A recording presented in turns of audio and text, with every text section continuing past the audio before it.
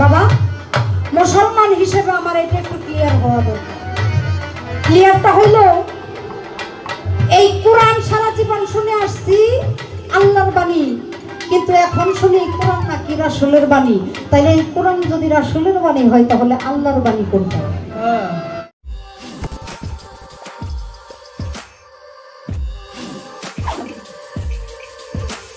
আমি যদিও মানে বলার ক্ষেত্রে অনেকগুলি বলছি, কিন্তু জবাব কিন্তু এক জায়গায় দিই। হ্যাঁ, আপনারা এই জবাবগুলি যদি সুন্দরভাবে বুঝে নিতে পারেন তাহলে আমার বাজান বলছে যে হয়তোবা একটা করে স্টেজ পালা দিলে গান হবে। এই একটা স্টেজ যদি আমরা ভালো করি, সিন্নি 50 দেখলেন কোনো লাভ নাই, তাতে যদি লবণ না হয় তাহলে সেটা কেউ খাইতে পারবো? আর 3 ডেগো যদি রান্ধে, যদি তার মধ্যে ময় মশলা সঠিকভাবে থাকে, যদি দয়ালের রহমত বর্ষিত হয়, সেই সিন্নির মধ্যে দয়ালের রহমত হয়, আমার নকুল চান, আমার ধরি চান, আমার মজিদ চান, আমার মফিদ চান, আমার চালাল চান, আমার নকুল চান, যদি দয়া থাকে তাহলে বেশি কিছু প্রয়োজন হয় না। কি বলবেন? আমি এখানে আমার দরদির কাছে কথা রাখলাম। আরেকটা কথা, আমি অনেকদিন ধরে খুঁজতাছি, জিগানির লিগা পাইতাছি না, কিন্তু আপনারা কি কইবেন বুঝতাছি না। হ্যাঁ, জিগানো বাবা, কথাটা হচ্ছে আমরা সারা জীবন শুনে আসছি কোরআন হইল আল্লাহর বাণী, তাই না বাবা? হ্যাঁ, কি কোরআন আল্লাহর বাণী, এটা শুনে আসছি না? আমরা সেই একিনের সাথে কোরআনটাকে মহব্বতের সাথে আমরা পাঠ করে থাকি, তাই না? কিছু বক্তার মুখে শুনি, তরিকতেরই বক্তা, তারা কোনো আলেম ওলামা নয়, তরিকতের বক্তার মুখে শুনি কোরআন নাকি আমার রাসূলের বাণী। কি ধরি, কোরআন নাকি রাসূলের বাণী? আমার এটা একটু ক্লিয়ার হওয়া দরকার মুসলমান হিসেবে। বাবা মুসলমান হিসেবে আমার এটা একটু ক্লিয়ার হওয়া দরকার। ক্লিয়ারটা হইলো এই কোরআন সারা জীবন শুনে আসছি আল্লাহর বাণী, কিন্তু এখন শুনি কোরআন নাকি রাসূলের বাণী। তাইলে এই কোরআন যদি রাসূলের বাণী হয় তাহলে আল্লাহর বাণী কোনটা? আমরা সারা জীবন শুনছি হাদিস হইল রাসূলের বাণী, তাই না? হ্যাঁ, আমার রাসূলের মুখের বাণী যাহা আমাদের জন্য দিক নির্দেশনা দিয়ে গেছে তাহাই হইল আল হাদিস। কিন্তু এখন আবার এই ভাবটা শুনি, আমার একটু জানার বিষয় যে এই কোরআনটা কি আল্লাহর বাণী না রাসূলের বাণী? যদি রাসূলের বাণী হয় তাহলে আল্লাহর বাণী কোনটা? আর যদি রাসূলের বাণী হয় তার প্রমাণটা কি আমার একটু জানার দরকার। আর একটু বিষয়, কোরআন এবং কিতাব, কোরআন এবং কিতাব এই দুইটা বিষয়ের মধ্যে পার্থক্য কি? আমার এই মানে অনেক দিনের আকাঙ্ক্ষা, আমার দরদি যেন কোনো কষ্ট না হয়, আমাদেরকে যেন একটু সুন্দর করে বোঝাই দেয়,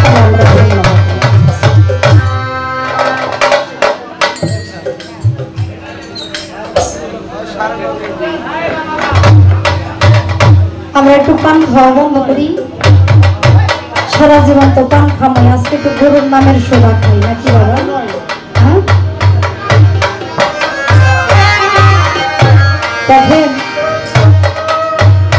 আমি শারীরিকভাবে খুব অসুস্থ। আমি যে এই কলম দিয়ে লিখতেছি না, আমি হাত দিয়ে কলম দিয়ে লিখি, আমার কলম অন্যদিকে চলে যায়। আমি খুবই অসুস্থ। আমি গানটা না করে দিতে চাইছিলাম, তারপরেও সেটা সম্ভব হয় নাই। তারপরেও একটা অজুহাত পাইলাম যে অন্তত এইটা দিয়ে না করি, তারপরেও সেটা সম্ভব হইল না। আমি আমার বাইরে করলাম কি ধরে দিব, আমি তো পাপী মানুষ, আমার কথা হয়তো দয়ালে শুনবো না। আপনারা তো দয়ালের ভক্ত, আপনারা দয়ালের কাছে কোনো আর্জি রাখলে সেটা হয়তো দয়াল কবুল অবশ্যই করবে। সেটা কবুল না করে দয়াল কোনো ভক্তের মনের চাওয়াটাকে কখনোই অপূর্ণ রাখে না। দরদি আপনি একটু ফুকুর হাতি দরবারে আমার নকুল চান, আমার জালাল চান, আমার মজিদ চান, আমার মজিদ চান্দের চরণ একটু আর্জি রাখেন। আমি যেন যাই গান কাজকে গাইয়া দিয়ে আসতে, হয়তো দয়ালের কৃপা হয়েছে, সেই জন্য এখানে আপনাদের চরণের পাশে দাঁড়াইতে পেরেছি। আমি যে নিজে সাহস করে শক্তি করে কিছু বলবো বাবা, সেই সাহস শক্তি কোনোটাই আমার নাই। যদি দয়াল নিচে তুলে তারা বাণীটা আমার মুখ দিয়ে প্রকাশ না করে, কারণ আমি তো অভক্ত। ভক্ত হওয়া কিন্তু সহজ কথা না বাবা। ভক্ত ছিল আমার রাসূলের একজন প্রসিদ্ধ সাহাবী ছিল আবু হুরায়রা, জানেন না আপনারা? কয়েকদিন আবু হুরায়রা আমার হুজুরের দরবারে আসতে পারে না। ভক্ত শুধু গুরুর জন্য কাঁদে না বাবা, ভক্তের জন্য গুরু কিন্তু কাঁদে। কয়েকদিন না দেখে আমার হুজুরের মনটা বড় ব্যাকুল হয়ে গেছে। আমার হুজুর কয়েকজন সাহাবীদেরকে ডাক দিয়ে বলে, চলো আজকে আমরা আবু হুরায়রার বাড়িতে যাব। অনেকদিন ধরে আবু হুরায়রাকে দেখি না, আমার মনটা বড় আচ্ছাদ করতেছে। আবার যান, যারা গুরুর হাতে হাত দিয়ে বায়াত হয়েছে, ভক্ত বিনে গুরুর প্রেম কেউ বুঝে না রে। অভক্তের ধারায় কখনো গুরু প্রেম বোঝা সম্ভব না। আমার হুজুর আবু হুরায়রার বাড়িতে চলে গেছে। বাড়ি তো বাবা জান, এখন তো আমাদের কত বড় বড় প্রাসাদ। দয়ালে আসলে আমরা ঘর সাজাই, দয়ালকে বসতে দেওয়ার জন্য আমরা ইচ্ছা মতো দামি দামি আলাদা করে চেয়ার বানাই। কে কত সুন্দর করে বানাইতে পারে,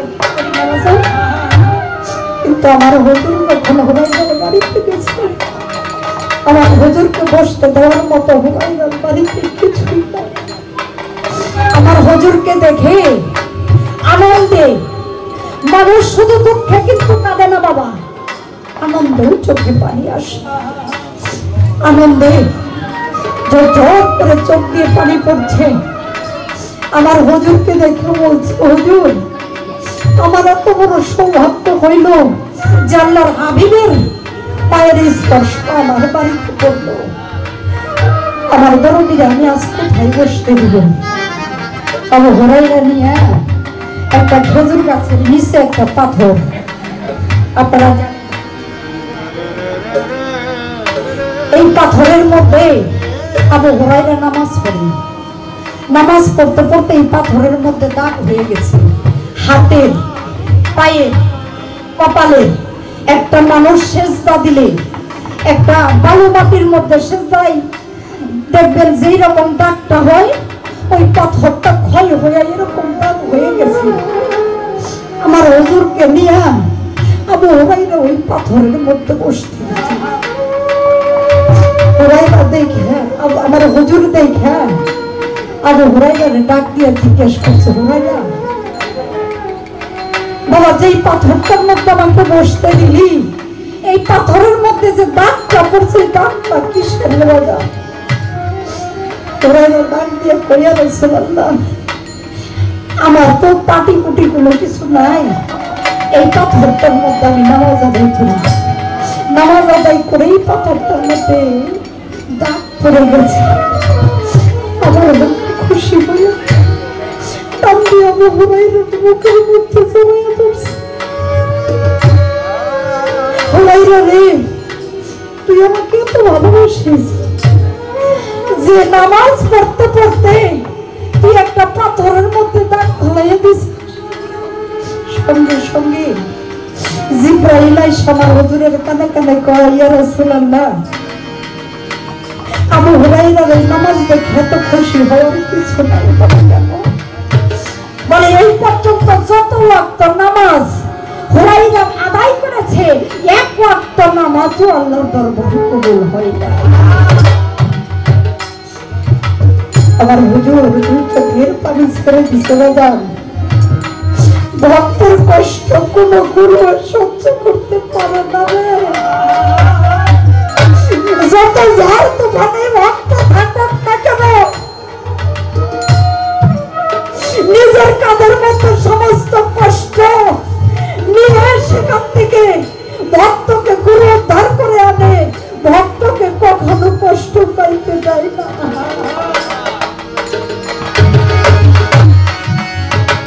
আমার হুজুর চোখের পানি ছেড়ে দেওয়া বলছে, জিব্রাইল এটা তুমি আমাকে শোনাও।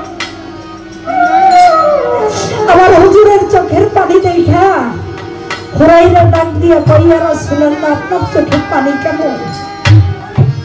আমার হুজুর ডাক দিয়ে বলছে, হুরাইরা রে,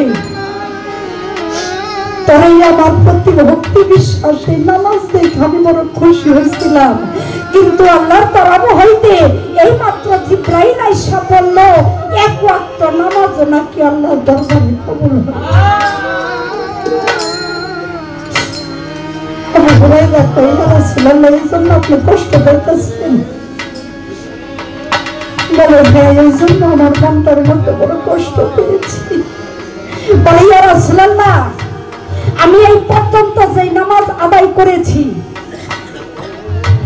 এই নামাজ আপনি যখন থেকে আদেশ করেছেন নামাজ আদায় করতে হবে, তখন থেকে আমি এক ওয়াক্ত নামাজ কোনোদিন কাজা করি না। ইয়া রাসূলুল্লাহ, যে আল্লাহ আমার নামাজ কবুল করে না, আমি কে আল্লাহর কথায় নামাজ আদায় করি? আমি তো তার কথাই নামাজ আদায় করি না। আমার প্রাণের বান্ধব, আমার মহব্বতের মানুষ, যাকে আমার কলিজার চাইতে আমার জীবনের চাইতে বেশি ভালোবাসি, আমার নবী বলেছে আমি নামাজে পড়েছি। আপনার পায়ে হাত রেখে বলি, একটাবার আপনি শুধু বলেন যে আপনি আমার এই নামাজে খুশি হয়েছেন।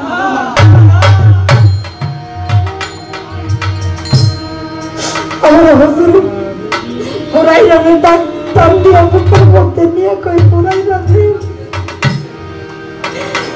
আমি এই তোর নামাজ দেখে আমার চাইতে খুশি আর জগতে কেউ হয় নাই রে। যখন আমার রাসূল বলছে আমি সবচেয়ে বেশি খুশি হয়েছি, সঙ্গে সঙ্গে আল্লাহ রাসূলের কাছে জিব্রাইল এসে বলছে, ইয়া রাসূলুল্লাহ আপনি যখন হুরাইরার নামাজকে কবুল করেছেন, আপনি যখন খুশি হয়েছেন ওই বাড়ি তারাও খুশি হয়ে গেছে। সঙ্গে সঙ্গে আমার নবী বলে, আমার মসজিদ সামনে যারা ভালোবাসে রে, আমার দরদি বিনে তারা আর কোনো কিছুই ছিল না।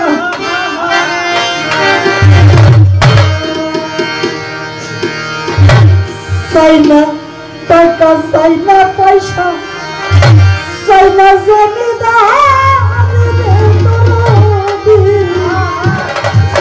চাই না জমিদারি,